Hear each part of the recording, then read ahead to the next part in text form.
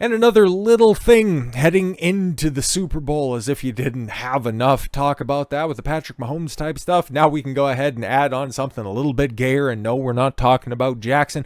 Bud Light teasing a brand new character for a Super Bowl ad. Guys, you can go ahead and forget about all the stuff with Dylan Mulvaney. I'm just wondering if it's going to be a trans robot or something like that. But how are they going to try to brainwash a public that already associates their brand with a cataclysmically terrible 2023?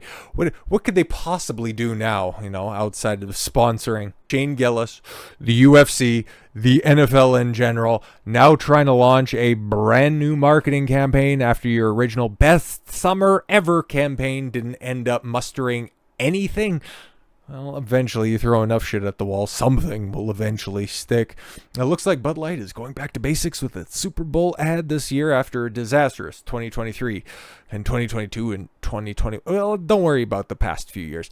A teaser released on Friday night on YouTube. The beer brand hopes to stir up some conversation ahead of the big game next month. A 12-second snippet, a man with a thick beard, metallic sunglasses, and a zipped-up Bud Light hoodie is shown, and then football fans excitedly ask, "Are you Dr. Disrespect?" According to the company, a mystery man is a new character to the Bud Light Oh my god, are they trying to make an interconnected Is there a BLU? Ugh. Just when you thought they actually couldn't get any more cringy than having multiversal chicks with dicks. You will be joined by other celebrities who have appeared in prior campaigns and or have been involved with Anheuser Busch other products. Oh, really? I wonder which celebrities you will be joined with in the future. Super Bowl is advertising's biggest moment, and our goal is to once again captivate an audience when the world is watching. Well, you're just trying to brainwash everybody. Don't worry about it. Company is emphasizing that the humorous commercial is a return to Bud Light's previous fun-loving ways that they went and jettisoned because their fan base was, quote-unquote, a little bit too fratty and had out-of-touch humor, but now they're walking that all back. Well, that's good to see, right? Like there has to be a road to redemption for these companies that had foregone their audiences, right? Like, okay, you went and had this, stupid veer off to the side by putting a woman in charge of a beer company, thinking that you could go ahead and social justice your way into the people's pockets, but then realizing very quickly that you aren't entitled to their money, that you have to service the base appropriately, otherwise they're just going to give you deuces and then just turn the other cheek, which your previous campaign would have summarily stuck it right in. But yeah, on top of just a simple apology, a lot of things could end up changing. But anyways, the company, they're emphasizing the humorous commercial is the return to, their previous fun-loving ways when back in the day when they were the top-selling beer in the United States. After the company's disastrous campaign involving transgender influencer Dylan Mulvaney in early 2023, Bud Light faces massive boycotts from high-profile conservative celebrities who have all seemingly been appropriately paid off. Dana White, Kid Rock, like I said before, Shane Gillis, the UFC in general, the NFL, all of which are just more than willing to bend over and grab their ankles for Anheuser Busch's finest. It was overtaken by Modelo as the #1 beer brand in America, and only recently has begun to claw back support from New Direction for ads. It's very interesting because I'm interested as to how much they've been able to claw back, and Bud Light sales down nearly 30%. Oh no, year over year as rivals continue to climb, and that is fresh off the presses at the end of January. Spoilers, none of the shit that they have tried to do has ended up working out. Such a shame. Anheuser-Busch's InBev beleaguered Bud Light brand is still having trouble luring back the customers it lost during the controversial partnership with Dylan Mulvaney last year.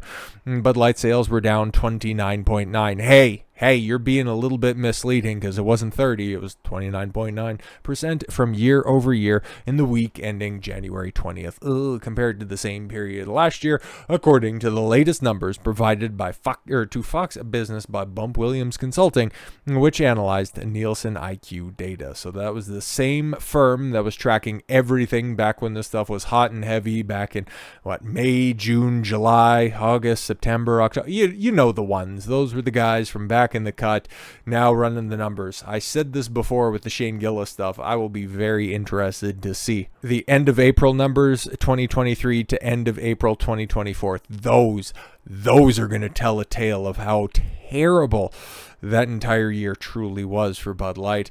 Sales of AB's signature Budweiser brand were also down 15% on an annualized basis. While competitors saw growth. Oh no, everybody else is up. Budweiser, Bud Light, big down. Molson Coors saw a 12.2% sales growth, while Miller Lite sales, who narrowly averted because nobody actually cares when you're just propping up feminism. Remember, Miller Lite had that really awful commercial as well. It's like, women were among the first people to ever brew beer. Yeah, there was 2 of them, and somebody had to also help, okay? But no, not because any women's feelings were hurt in the creation of this commercial. Miller just managed to skate on that. Unbelievable. Yes, Miller Lite sales rose 6.9% and Yingling, who did everything correct during that time, ended up soaring 72.3%. Good on you guys. Congratulations. I'm not normally one to endorse a beer, but that time around, I like to see companies who did right by their customer base benefit. That is tremendous to see. Modelo Especial, the Mexican lager owned by Constellation's brands for distribution rights within the confines of the United States. But abroad, who owns Modelo Especial rights? Oh, right, Anheuser Busch. So even when they lose, they win. Also gained further against Bud Light, seeing a 10.8 sales boost on the week compared to the same time in 2023, when Modelo eclipsed the AB brand to become the best-selling beer in the United States. And just as a refresher course, the sales of Bud Light began to tumble in the United States in April of last year, not long after the brand created and sent a custom can to Mulvaney to mark the 365 days of girlhood.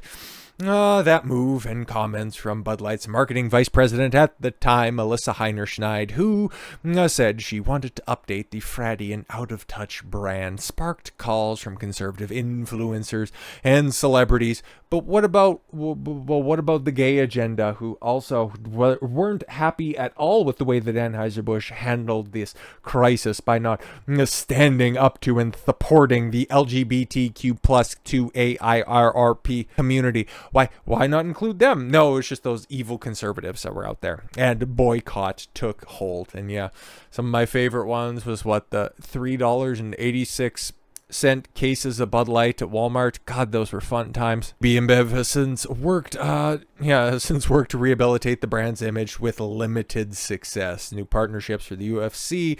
Oh yeah, right, the Olympics, different individual influencers, and then planning to set loose a new set of a Super Bowl of 58 ads focused on patriotism and humor. You'll love to see it. And then you'll also love to see the backlash to that. And like I said, I'm waiting very strongly for those April numbers to come out. And then also, I just want to see, man, because I've tried to be as fair as possible. It's like when Bud Light does things correctly, hey man, I'll go ahead and give them their props, even though I was one of the strongest opponents to what they were doing at the time. They're going to go ahead and try to do right and set the roadmap for other companies who have besmirched their customer bases beforehand. I think it would be a great thing to do. I just wonder if there's been too much damage the brand to recover. Part of me thinks yes, and another part of me just wants to continue to see this company spend a lot more money just desperately at trying to win back the audience. But only time will tell, and only cringy advertisements over Super Bowl will go ahead and paint the fuller picture. So with all that said, thank you all very much for the gift of your time. I've been Don Consuelo. I want you to follow your gut and get after it. Take care, everyone.